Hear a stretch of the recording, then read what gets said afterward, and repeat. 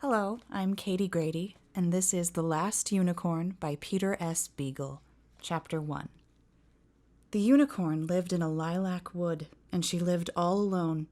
She was very old, though she did not know it, and she was no longer the careless color of sea foam, but rather the color of snow falling on a moonlit night.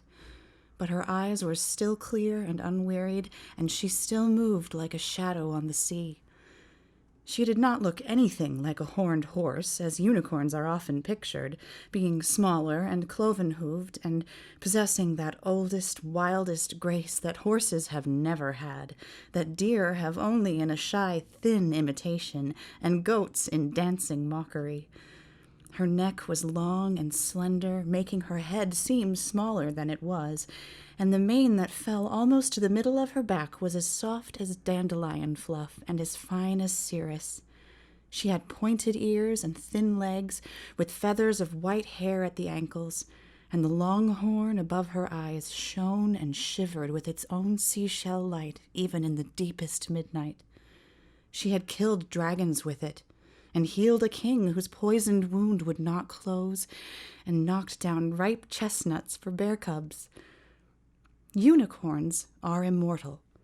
It is their nature to live alone in one place, usually a forest where there is a pool clear enough for them to see themselves, for they are a little vain, knowing themselves to be the most beautiful creatures in all the world, and magic besides.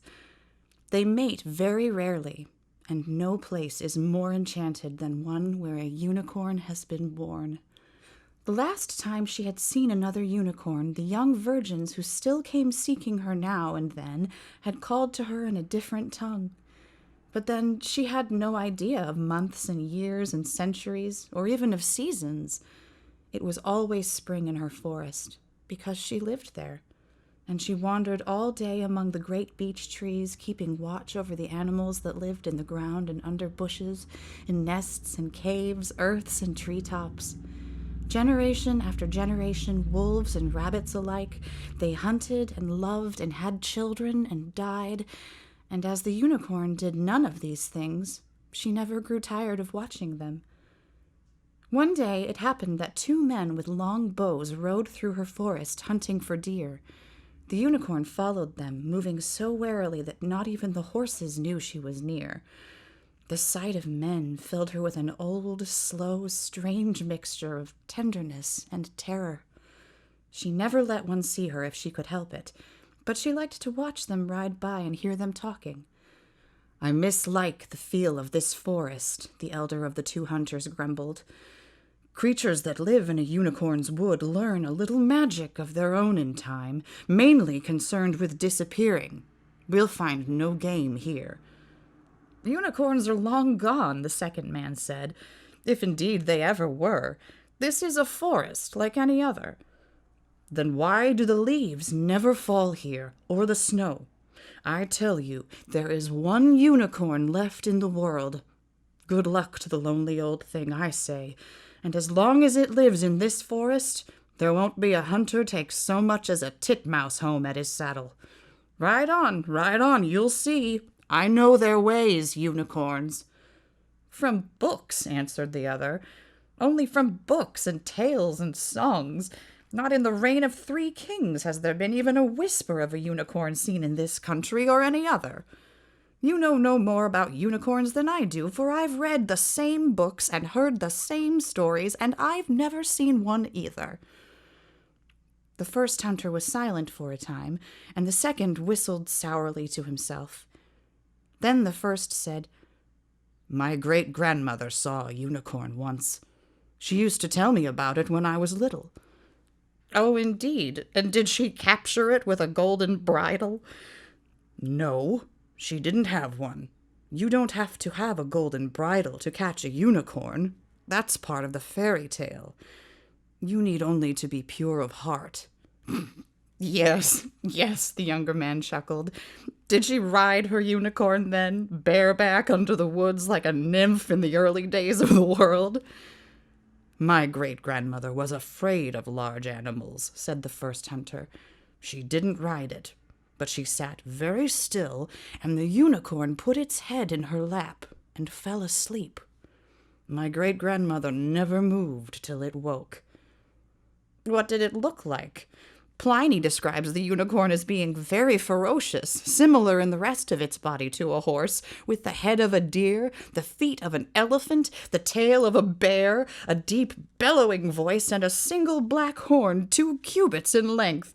And the Chinese—" "My great-grandmother said only that the unicorn had a good smell. She never could abide the smell of any beast, even a cat or a cow, let alone a wild thing. But she loved the smell of the unicorn. She began to cry once telling me about it. Of course, she was a very old woman then, and cried at anything that reminded her of her youth." "Let's turn around and hunt somewhere else," the second hunter said abruptly. The unicorn stepped softly into a thicket as they turned their horses, and took up the trail only when they were well ahead of her once more. The men rode in silence until they were nearing the edge of the forest, when the second hunter asked quietly, "Why did they go away, do you think, if there ever were such things?" "Who knows? Times change. Would you call this a good age for unicorns?" "No, but I wonder if any man before us ever thought this time a good time for unicorns. And it seems to me now that I have heard stories, but I was sleepy with wine, or I was thinking of something else. Well, no matter. There's light enough yet to hunt if we hurry. Come." They broke out of the woods, kicked their horses to a gallop, and dashed away. But before they were out of sight, the first hunter looked back over his shoulder and called just as though he could see the unicorn standing in shadow. "Stay where you are, poor beast. This is no world for you. Stay in your forest, and keep your trees green and your friends long-lived. Pay no mind to young girls, for they never become anything more than silly old women. And good luck to you." The unicorn stood still at the edge of the forest and said aloud, "I am the only unicorn there is." They were the first words she had spoken, even to herself, in more than 100 years. "But that can't be," she thought. She had never minded being alone, never seeing another unicorn, because she had always known that there were others like her in the world, and a unicorn needs no more than that for company. "But I would know if all the others had gone. I'd be gone too. Nothing can happen to them that does not happen to me." Her own voice frightened her and made her want to be running. She moved along the dark paths of her forest, swift and shining, passing through sudden clearings unbearably brilliant with grass or soft with shadow, aware of everything around her, from the weeds that brushed her ankles to insect-quick flickers of blue and silver as the wind lifted the leaves. "Oh, I could never leave this. I never could. Not if I really were the only unicorn in the world. I know how to live here. I know how everything smells and tastes and is. What could I ever search for in the world except this again?" But when she stopped running at last and stood still, listening to crows and a quarrel of squirrels over her head, she wondered, "But suppose they are hiding together, somewhere far away? What if they are hiding and waiting for me?" From that first moment of doubt, there was no peace for her. From the time she first imagined leaving her forest, she could not stand in one place without wanting to be somewhere else. She trotted up and down beside her pool, restless and unhappy. Unicorns are not meant to make choices. She said no and yes and no again, day and night, and for the first time she began to feel the minutes crawling over her like worms. "I will not go.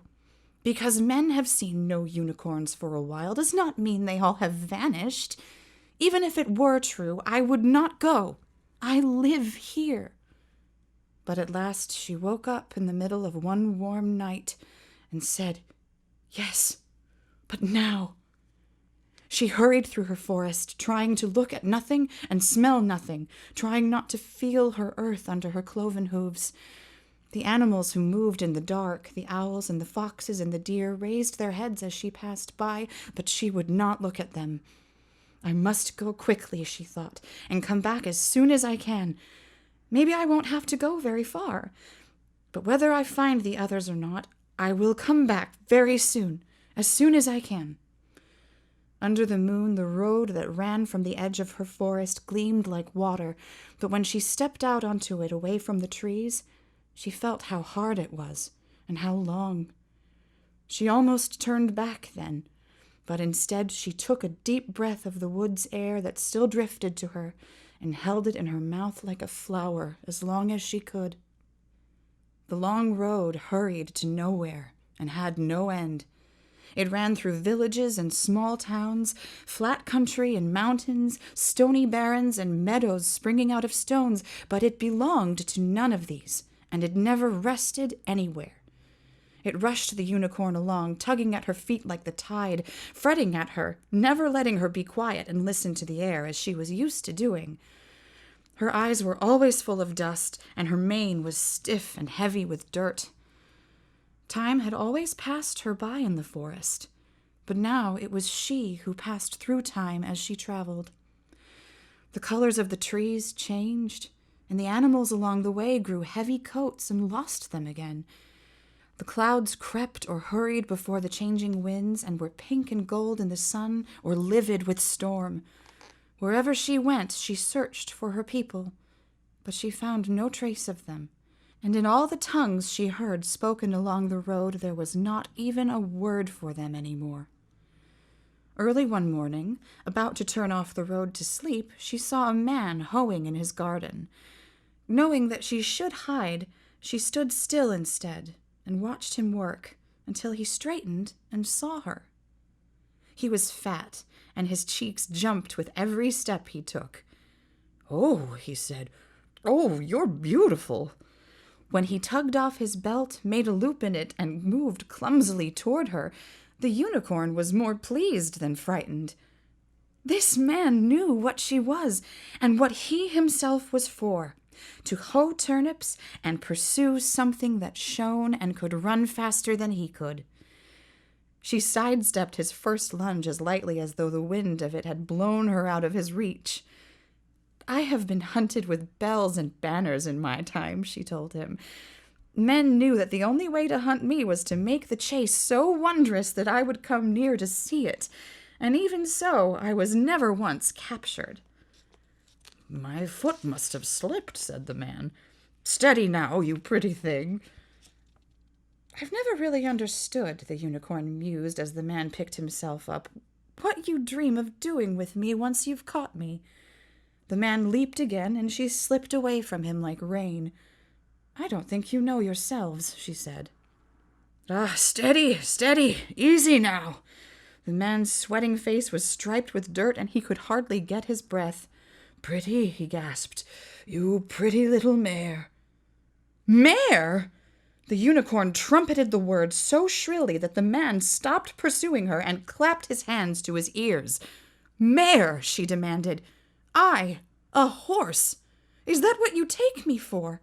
Is that what you see?" "Good horse," the fat man panted. He leaned on the fence and wiped his face. "Curry you up, clean you off. You'll be the prettiest old mare anywhere." He reached out with the belt again. "Take you to the fair," he said. "Come on, horse." "A horse," the unicorn said. "That's what you were trying to capture. A white mare with her mane full of burrs."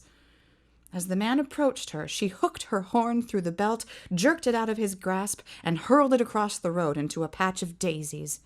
"A horse am I," she snorted. "A horse indeed."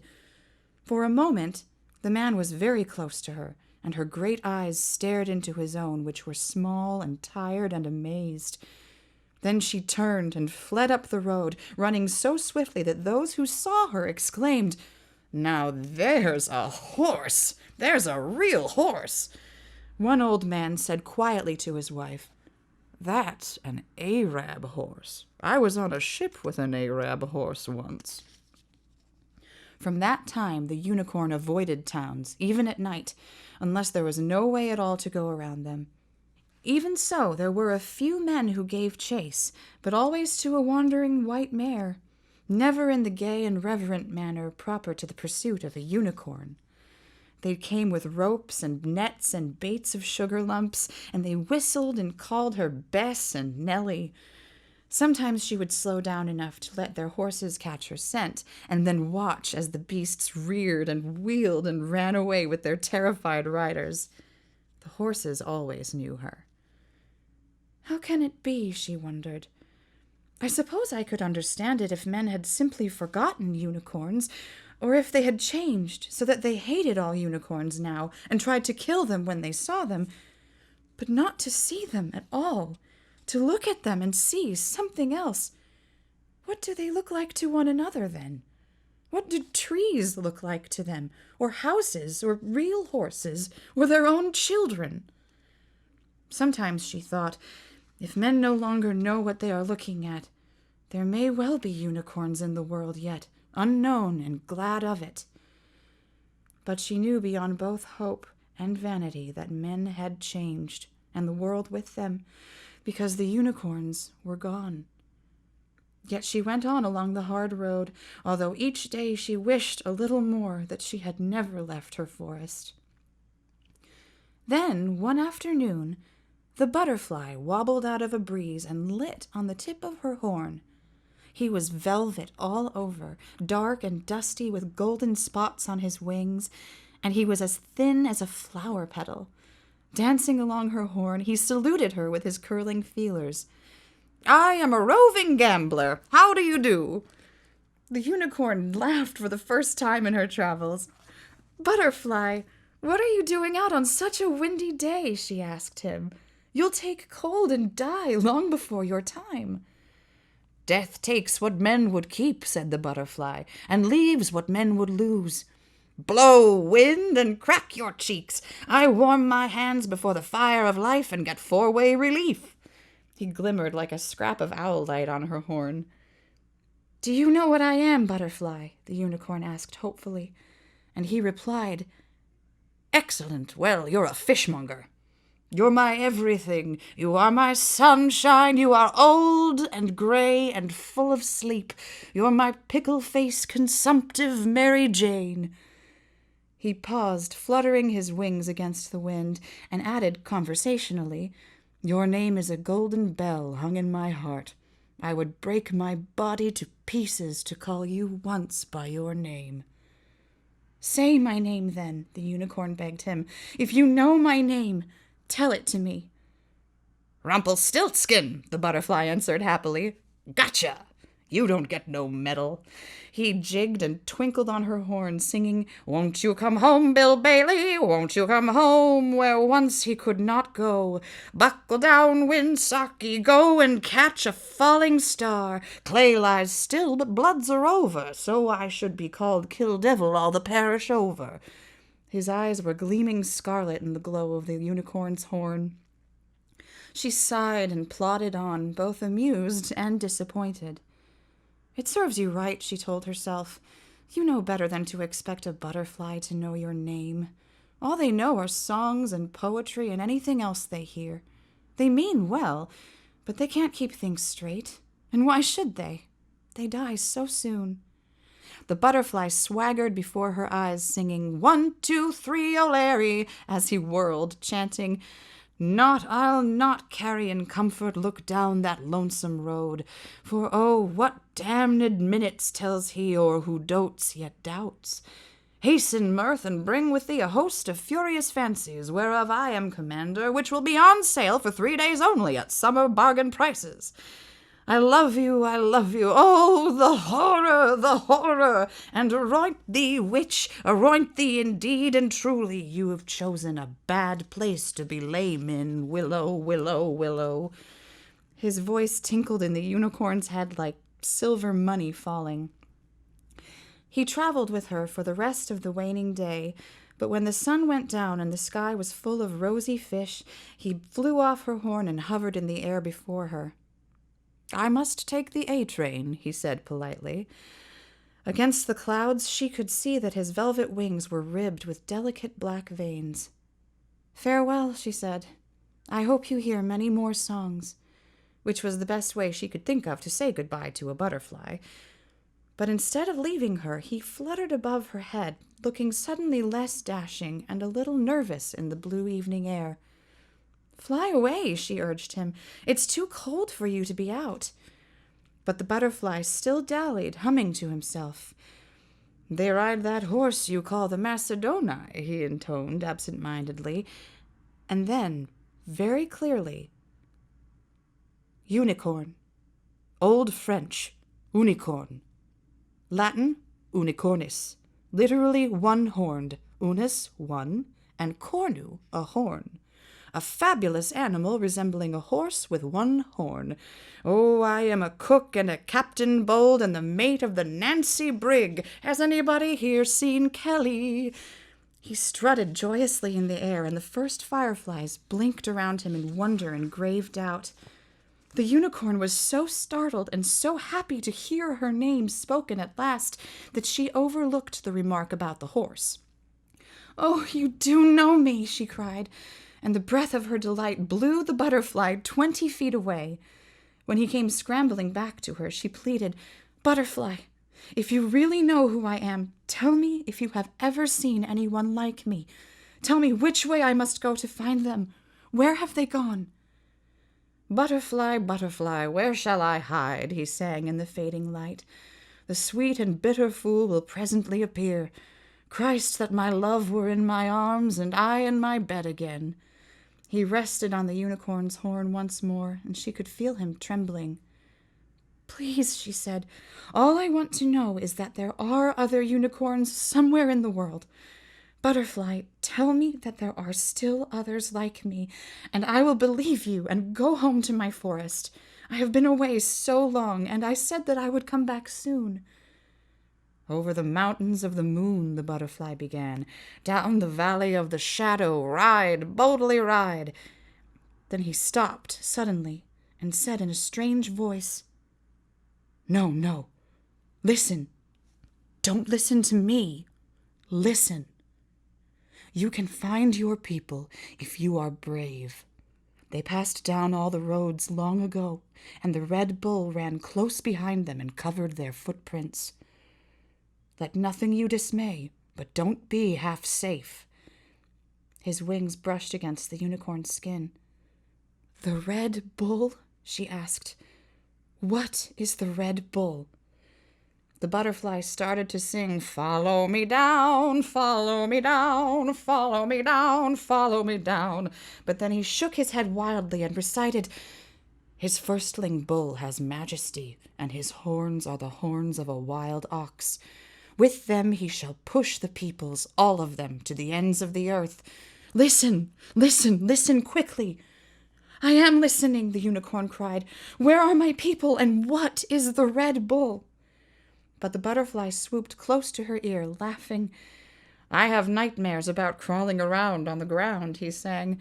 "The little dogs, Tray, Blanche, Sue, they bark at me. The little snakes, they hiss at me. The beggars are coming to town. Then at last come the clams."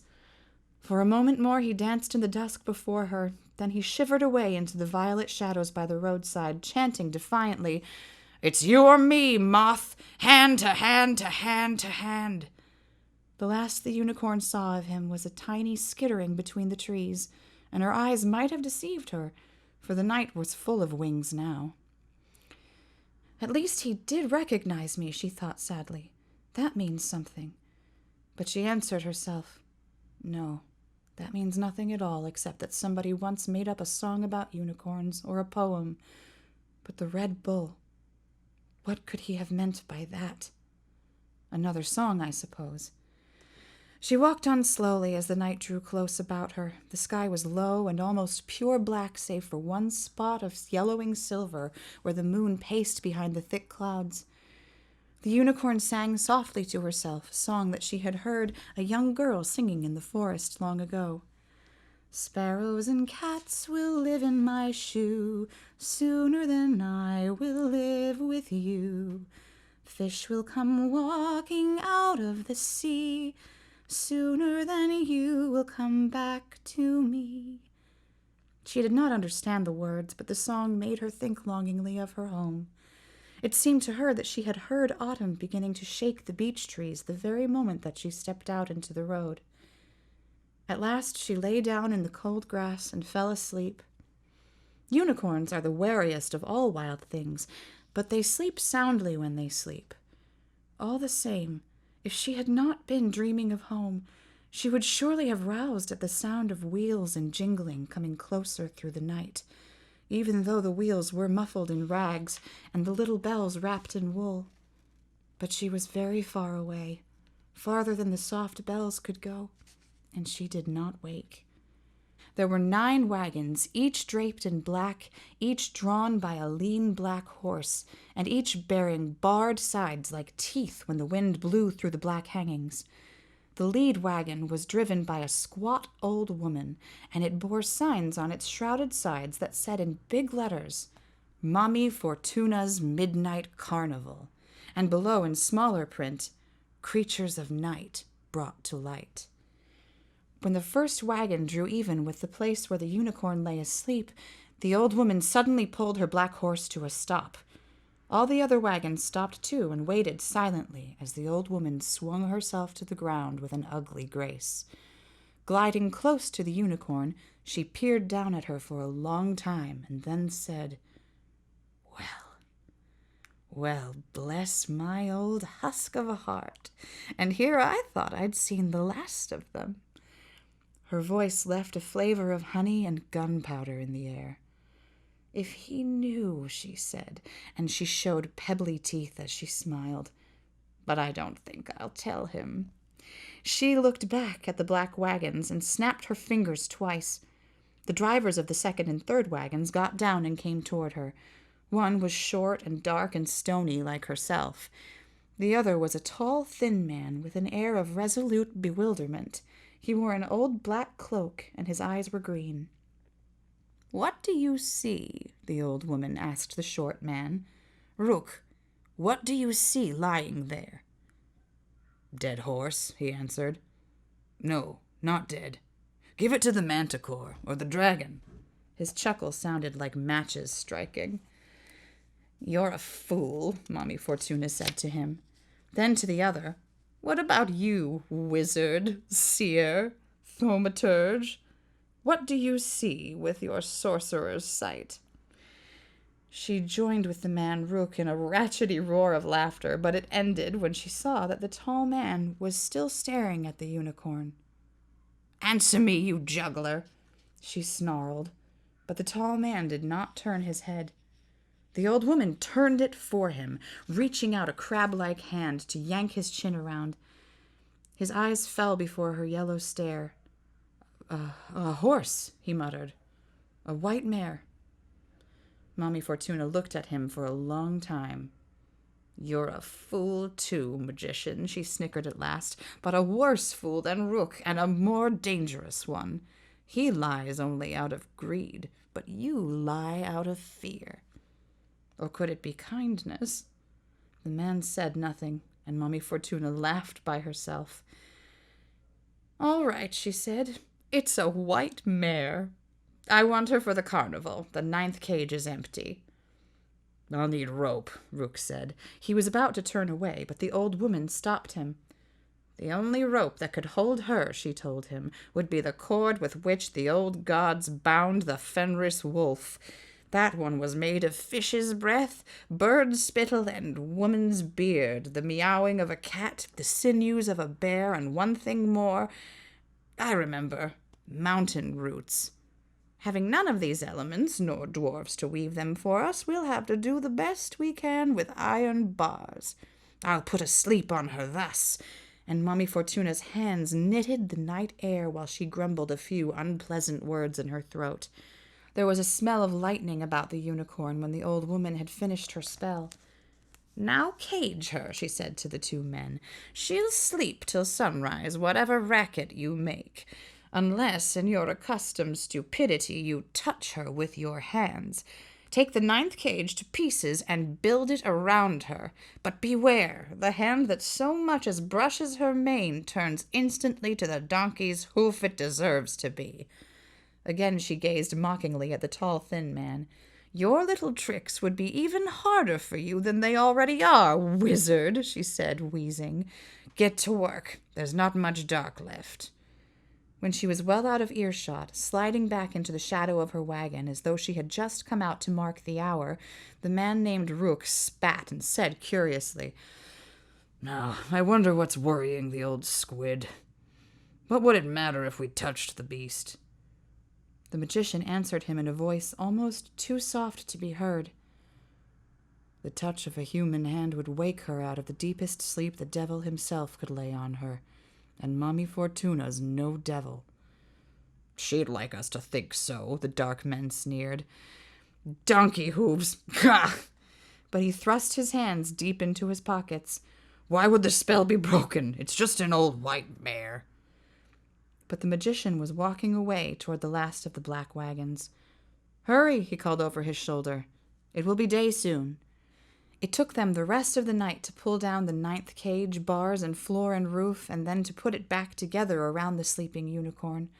Rook was tugging at the door to make sure that it was securely locked when the gray trees in the east boiled over and the unicorn opened her eyes. The two men slipped hurriedly away, but the tall magician looked back in time to see the unicorn rise to her feet and stare at the iron bars, her low head swaying like the head of an old white horse.